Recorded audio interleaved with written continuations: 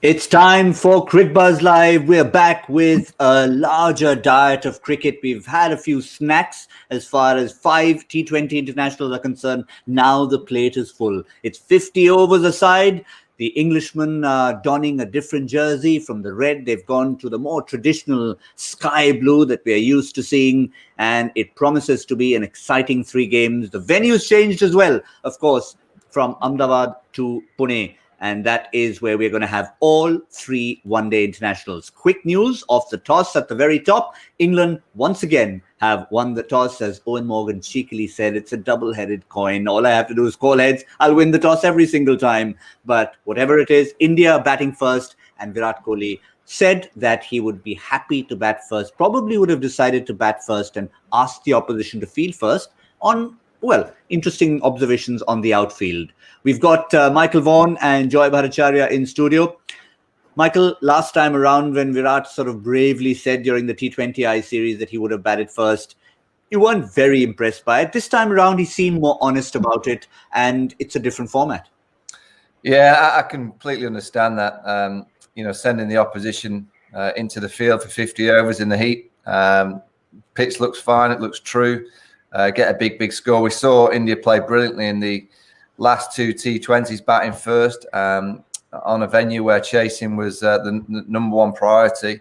I'm not surprised by Morgan's decision, but I'm also not surprised that Virat says I'd have batted first as well. It's just the way both teams like to do it. England don't mind chasing. So both captains are happy. So very rare you see that at the toss. Both teams are happy to do what they're doing. Yeah, a few people casting their mind back, Joy, to a 700-plus outing, which was Pune, India, England, same venue. Last time around, they played here. But I think, as Virat said, it was a while ago. We need to focus on the present. Some interesting selections in the team. But initially, a first reaction, Joy, to change of format. Momentum still with India? No, absolutely. Momentum still with India. But that's what I was thinking. And I was trying to look up the stats on, current stats on ODIs to say, how the teams form. You can't tell. The last India has played 6 ODIs over the last almost 1.5 years. That's how little ODI, cricket, obviously, all of it took a beating in the middle. But even before that, we weren't playing too much international cricket. So when we look at form and we say, that guy didn't get runs in 2019, we look at each other and wonder how ridiculous that sounds. In January 2020 was a guy in form. Is he not in form now? So, all sort of ratings in terms of ODI to ODI comparison have gone out of the window.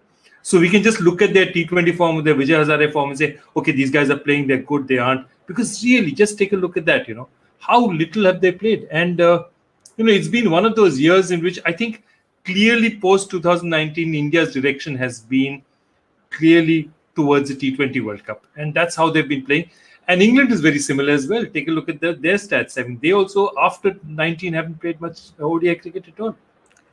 Yeah, Michael, it's an interesting one to actually look at it in perspective when you list it down. Because if you don't list it down, you don't actually think about it. 2019 World Cup, of course, England will want to only remember that and nothing else in the world, which is fair enough. But what's happened since then? As defending champions of the format, you'd want to have played a bit more. Unfortunately, circumstances didn't allow it. Yeah, I mean, the next World Cup's still 2 years away, so you feel that at this stage the 50-over format is bottom of the pile. You've got the Test and you've got T20s with the T20 World Cup coming up. Obviously, it was a build-up to the Test Championship in the Test Series. It's never not important playing for your country, but I think of all the formats, the 50 overs is certainly one on the back burner as we speak. But a great opportunity for new players to come in and play. Stick the hand up. You do well in this format. It certainly gives you a chance of playing T20 cricket, if not Test match cricket. If you can cope with the pressure of playing in the international arena, particularly for an England player playing away from home in India against such a quality side, if you go and get 100 or a fifer, it's going to give you a great chance of playing the other formats as well. Well, there are a couple of caps that were handed out to Team India players. One, Krunal Pandya, already was expected to walk into the team. The other we weren't sure about till the morning of the match, and that happens to be Prasidh Krishna. We've seen him in the purple of KKR when he emerged. Of course, performances in the Vijay Hazare tournament as well has pushed the door down and got himself an ODI cap. So, Joy, first reactions to both Krunal Pandya, Prasidh Krishna getting in there. Never mind the format, as Michael Vaughan rightly said, bottom of the pile as far as the format is concerned, but individually hugely important for these two guys. Absolutely. And, playing for the country is one huge thing for Kunal Pandya. He's had a very, very good Vijay Hazare tournament. He's a good cricketer. And the whole thing is that means India is finally going back to that. In these T20s, remember, they chanced their arm and they said that for the first 2 matches, if you remember, the first 4 matches, they went with literally 5 bowlers. And they said, 1 bowler slips up. Today they're going with the 6th bowler, just like they did in the final of the T20. And that's interesting. The fact that they're playing with 6 bowlers, and this may well be the formula moving forward, saying that let Virat get a few more options. So there's Kuldeep, Prasidh, Bhuvaneshwar, Shardul, Kunal, and of course you have Hardik as well. So that's the one thing. The two, it's probably the first time in cricket history that both the all-rounders in a team are the brothers playing together. So I don't think, brothers have played together, but I'm not sure that they've played as the two sort of designated all-rounders in the team at the same time. So it's interesting. So good selection. The other thing is Prasidh he's a slippery bowler, and quite a few people on social media were quite angry because they said, KKR has got developed Prasidh Krishna, and Doda Ganesh, who's been in the Karnataka setup for the longest time, says this guy plays so much of one-day cricket. This is a one-day format. It's a 50-over format. He's really done well for his state. But when he gets picked, you're saying it's because of KKR he's picked. So he was actually quite angry about it. And I thought with a fair amount of justification. He was quite justified. He'll probably get my iris. He'll probably get angry at me as well, because that's the first reaction I had. When I said Prasidh Krishna, I mentioned purple of KKR, but that tends to be the platform, and the glamour platform where you get noticed. But Michael, the 5 names we had in blue for Team India were, of course, the changes from the T20 International. So can you still change a format? India, of course, fabulous victory in that 5th game. You want the momentum to carry forward, but with 5 new faces, do you sort of say we've reset everything? No, India will still be powerful. I am surprised by, Rishabh Pant, he's played, pretty much non-stop for a long period of time. So maybe just giving him a breather, that's not a bad thing for him. But Surya Kumar Yadav, it'd be a player I would have played. On the back of his tremendous T20 performances, I'd have just gone with the ride and played him again. I think it's so important that when you get a player comes in and sets the lights up like he did, you carry on with him. I just think he's such a good player. He can adapt to, he plays brilliantly in T20 cricket, could easily adapt to the 50-over game. So I am surprised that India haven't gone again with Yadav, but he's still a powerful lineup. You look at that batting lineup, and you look at the expertise, the skill. Obviously, a big game for someone like Shikhar Dhawan with all the younger players coming through. No Shubman Gill in this side. A wonderful talent. Maybe they could have had a go with him as well, because he needs a little bit of time in the middle. But whichever Indian side gets put out in Indian conditions, you're going to have to play extremely well to beat them. Could you figure out a reason, Joy? No Surya Kumar? You said 2 brothers can play. Is there maybe you can't have 2 Yadavs in the same team? I was thinking, but exactly, I was wondering. They played Kuldeep, which was a bit of a surprise, and I'm very happy for Kuldeep, because I think he really hasn't got his chances, and I think they're also building his confidence up, because they know he's a unique bowler. They need to give him chances. But 300 and, forget about his T20 form. Surya Kumar Yadav has come off a Vijay Hazare where he scored 332 runs at a strike rate of 151, made it to every tournament team. Every team of the tournament had Surya Kumar Yadav there. He was absolutely imperious form. Prithvi Shaw scored the runs up front, but every time Surya Kumar Yadav came in, he made the run rate jump. And 150 strike rate in T20s is good. In ODIs, it's ridiculously good. He is an impact player in ODIs. And I just cannot fathom what they saw. On the other side, I say, okay, Rishabh Pant, I was just calculating 214 days in the bubble. If in the last 214 days, there's 6 days. 6 days they've been out of the bubble. 6 out of 214. So my point is that if you're not playing him, let the poor kid go home and get a little bit more rest before the IPL. If you're not going to play him, just send him home now. Don't have him. Don't do a Moeen Ali on him, please. That's all. Makes sense. Absolute sense. Although one of the players in that bubble, Washington Sundar, very much still around. But Michael, I know we've talked a lot about this, but when you talk about back-to-back bubbles, that's when things can get, a little bit taxing on you mentally. Yeah, it's difficult. That's why I've been very vocal about picking and choosing. You have to identify the series that really count to you at this time, and those that are a little bit lesser. So this one-day series would have been a series that I'd have gone, okay, let's trial a few players and get rid of a few of the players that have been in the bubble for such a long period of time. The 2 Sri Lankan tests at the start of England's winter, they'd have been the 2 tests that I'd have put on the back burner and potentially tried some different players. I'd have made sure that the 4 tests against India were right at the key for the test match team. Maybe 1 or 2 players you could have argued needed to play the T20s as well, because Owen Morgan wanted his number 1 team for that. But this 50-over series, unfortunately, for the overseas players, in particular the IPL, is such a long tournament. It wouldn't surprise me if 1 or 2 of the England players pull out the IPL. Not the whole of it, but midway through, they might say, look, we've had enough of this bubble. We need to get out of it. You've looked at Jofra Archer now. He's missing with that elbow injury.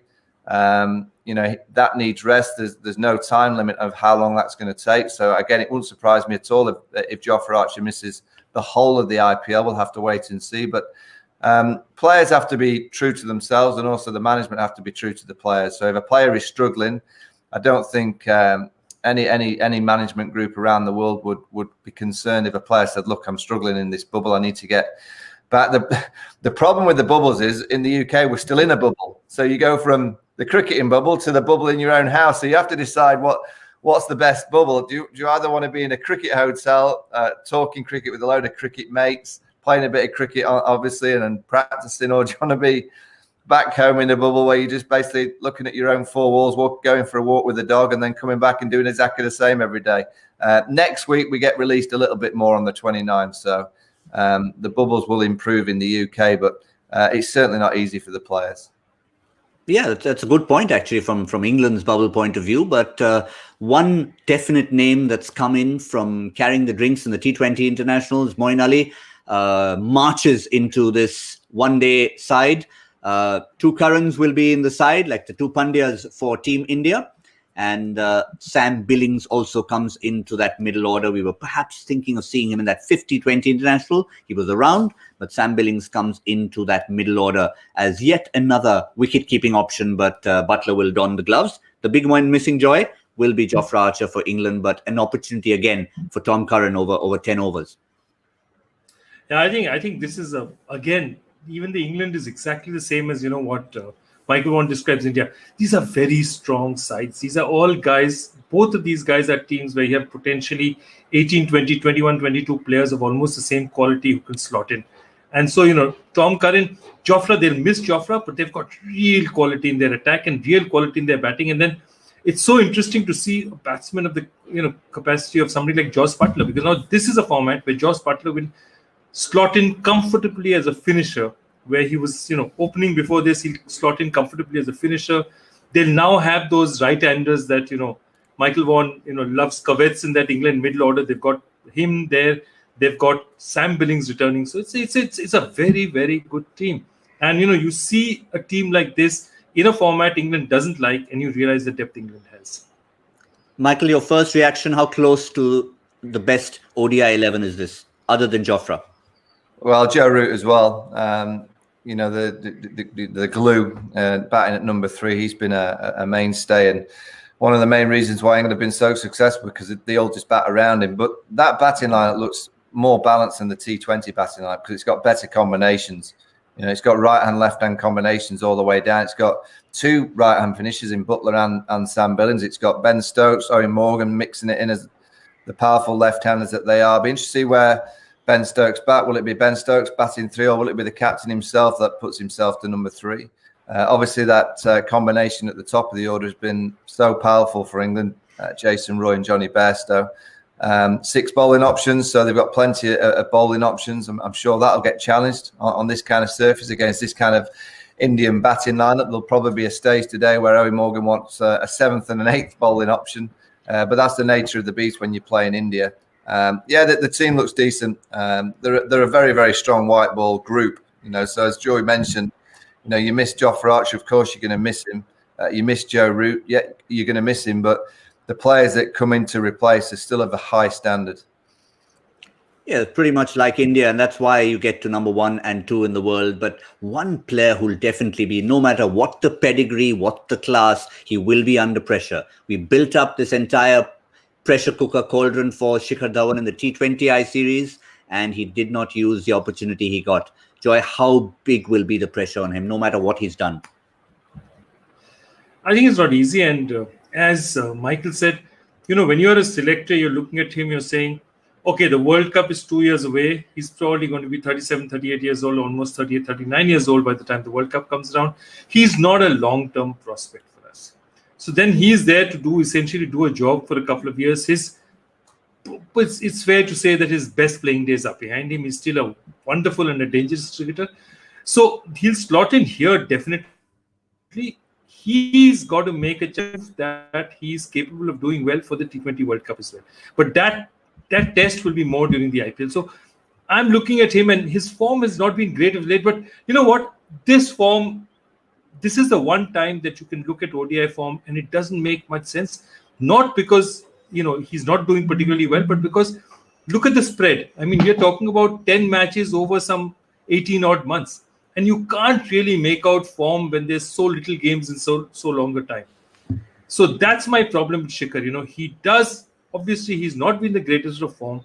But if you see the amount of matches he's played, you can't really say he's off form. I mean, he was off form a year and a half back. It really proves very little. Michael, we at the very highest level, we can be discussing about someone like Surya Kumar Yadav or Shubman Gill, various young players who have made their mark, and they're pretty much in that rearview mirror. At Shikhar Dhawan's level, how often do you look in the rearview mirror? Every day at his age. That's the truth. I mean, it's a big series for Shikhar Dhawan. He has to get big runs. I'm guessing if he doesn't, that could be the end of him, because India have so much in terms of riches in the batting department. You mentioned Surya Kumar Yadav, Ishan Kishan, Shubman Gill, Cricbuzz, some real high quality young players. India, I think in 50 over cricket could do with finding someone at the top of the order who could just bowl you a few overs as well. It could just lengthen that batting lineup. If you could just find someone that could just bowl you 4 or 5 overs in 50 over cricket, that could make India an outstanding 50 over team. But Shikhar Dhawan's a class act. He's got the swagger, but he'll know in the back of his mind his age is against him. His form, I mean, as Joy mentioned, there's no point in talking about his form. It's been so sporadic in terms of the games that they've all played. But he'll need a big 3-game series, because if not, he's not daft. He'll know that these younger players are good enough to take his place. So I would think in the next 3 games, if he plays all 3, he's going to have to get 3 figures in one of them. He'll have to get a big 100 in at least one of the games. Is it blasphemous almost to suggest that in Shikhar Dhawan's mind, he could be even thinking that, okay, if I'm not looking at the T20 World Cup, and definitely not that next 50 over World Cup, could this be a chance for me to say, get 100 and then say, okay, I'm done, rather than wait for someone to say, it's time to go? Possible, but the way I think, Shikhar is a very happy-go-lucky chap. And also remember, he was a big player for Delhi and really got his break much after a lot of guys around him, Gautam and all those guys got their break. And then Shikhar sort of bubbled out in 2009, 10, 11, he got through. So I think Shikhar's, because he came comparatively late, he's the kind of guy who will relish every moment he has, played as long as he was there. And what he'll be telling himself is, look, if I can hit 600 runs in the IPL, I'm in that T20 team again. No youngster is going to throw me out. I'm going to open for the Delhi Capitals, that's for sure. If I get 600 in the IPL, I'm back in the T20 reckoning. And I think that's what he's going to do. This is just sort of a warm-up for him. It's somewhere where he can get a few runs in a format that he's pretty handy at. And I think he's going to take every opportunity. Yeah, well, it's all about where we are, where we stand, when the matches happen. This time it was Test, T20I, then the ODIs. But overall, since that 50 over World Cup, a lot of talk has been about the bubble and the scheduling, where players stand. So rather than us have this discussion, and we'll continue to have it, we thought we'd get the opinion of the Indian captain and put things in perspective. Scheduling is something that's not in our control. For us, international games, every game is important. Every game has value. And it's an opportunity to represent your team. And for us, that remains the sole focus. Yes, along the way, as I've said in the past many times, that scheduling and workloads is something that everyone will have to be very aware of and keep an eye out for, especially in today's day and age where you just don't know where, restrictions might come in and you have to, even in future, might have to continue to play in bubbles. I think it's very important to consider how much cricket you're playing, and it's not just the physical side of things, but mental side of things as well. The players need to be spoken to and consulted with all around, and it otherwise it's going to be a case of whoever can last through difficult times like this plays. If not, move away and someone else replaces that player. I don't think that's healthy for a cricket system and a cricket culture moving forward, which we definitely want to make more stronger and stronger going into the future for India. He uses the word cricket culture, Joy. Sometimes it's out of your hands when no matter what you want to do to get a team together, get a group together, it's not always in your hands in these times. Yeah, it's not easy. It's not easy. And, I think one of the things that I really give them credit for is they've done a remarkable job. Because to keep players motivated throughout this, and remember, when they started the Australia tour, they were going down, then they went 36 not out. So the kind of culture this Indian team has managed to build, and I feel somewhere, the pressure of this bubble and staying together has actually helped. What happens, and I've seen this all over in, cricket teams, when you're under a lot of pressure, either the team disintegrates or it becomes much stronger. It's one way or the other, And I think that 36 not out pushed them to that edge, and they could have gone either way. This team could have got 3 captains and distracted, but they didn't. Joy, I know you love SMG a lot, but sometimes you've got to move from 36 not out to 36 all out. Yeah, that is a Freudian slip if there's any. Absolutely Freudian slip. Especially because we're talking 50 over format, so it made sense. I mean, 36 all out was a different format. We're not talking that format. You've got focus on the 50 over or the 60 over format as it was then. But hopefully many people listening to us on Cricbuzz Live will have no clue what we're talking about, and we won't want to explain it at the moment. We don't want to tell them. I also want to say that it's a darn good thing Virat is batting today, because 23rd March, especially 2003, allowing the opposition to bat first, the memories that India has of that 2003 World Cup final won't go out in a hurry. This is 18 years to the day that, Australia batted first, and effectively the match was over in the first 10 overs of that tournament, of that final. I can tell you what, I don't know where you were, Michael Vaughan. I was at a pub where we had set up a little tent and studio for a show just outside the Wanderers Club, which is not far from the Wanderers itself. And when we were told that India are bowling first, we assumed that, okay, we've lost the toss. Never mind. It's okay. We'll sort it out. No. You guys won the toss. Nah, it's not possible. There's no way. I had such an argument with a bunch of locals there. But where were you, Michael, on that World Cup final day, 2003? Oh, I'd have been home. We got knocked out. Australia beat us in Port Elizabeth. It was the tour where we didn't go to Zimbabwe, obviously for political reasons. And that basically gave us no chance of reaching the semi-finals once we'd lost to Australia. So I would think I would be at. I'd have been back in Sheffield watching it on the television. Yeah, no matter where you were in the world, it was a decision that you really wondered. Even today, you ask the Indian captain, he will not admit it. He will say, "No, I did the right thing." Ask Zahir Khan, he'll tell you a very different story. I tell you. But it's all in good humor now. Australia were the better team on the day. They won that World Cup, and kudos to them. But Joy, from T20 international to ODI format, does the nature of your questioning change? I have a question on the ODIs. I've decided to actually have a question in the format, which I rarely do. But this one's an interesting one, and I just love it. Which one-day international team record, it's a record, it's not an individual record, it's a team record, was first achieved more than 40 years after the first ODI was played, and then astonishing. So it took 40 years for this record to be actually made, and then it was achieved twice in the same year by the same team. But I thought that was absolutely unique. Very interesting record. Interesting. I think this is fascinating. I love questions like this, which are completely open-ended in a sense. There's not too many hints in there, yet it's something when you read the question, Michael, even though you haven't pulled the pillow out, it's almost a question if you don't know, you want to know the answer. Yes. Which team is it involved in, Joy? That would be telling. No You see, hint. the only reason, the moment we're off air, I'll tell you, because Michael, these guys, they will take 1 minute to answer it. If I say it now, they'll take 40 seconds. So I just want them to sweat for 20 seconds. Actually. Yeah. I mean, the players are going to be sweating for 50 overs and not 20. So let's make the quizzers sweat for 1 minute rather than 40 seconds. That's when we change the format. Score prediction. Let's reset our brains to 50 overs. Oh, gosh. Michael's wondering, oh dear, can I just get the calculator out and add a factor of whatever, 3.6?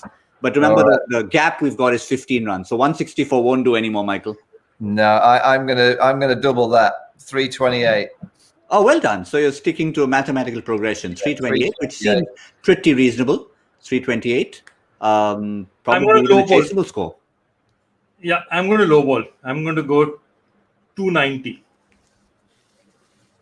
290. Well, I'm wondering. I think if you're going to talk about that earlier game being 350, why not get close to it yet again? Because me slipping in between will be just like playing safe between 290 and 328. So I'm going to go for 340. How much was it? How much did Australia get in that World Cup final 2003? Was it 351, I think? Was it 351, I think? Well, whatever the score they got, that's exactly what I'm saying. Just for the anniversary. Okay. We'll figure that one out. 359. 359. Oh dear. I didn't mean to go that 359. high. But never mind. I've committed to it. So I'll stick to it because I've got a 15-run buffer. So 343 to 359. Let's have some fun. It's the anniversary of that World Cup final. And this time around, it's India's turn to go out and get it and do what Ricky Ponting and company did to us at the Wanderers. Don't wander too far, because we will be back in the 15th over for our first of 2 boxes to try and keep an eye on the progression of this innings. Thank you, Joy. Thank you, Michael. And thank you all for watching. We'll see you soon on Cricbuzz Live.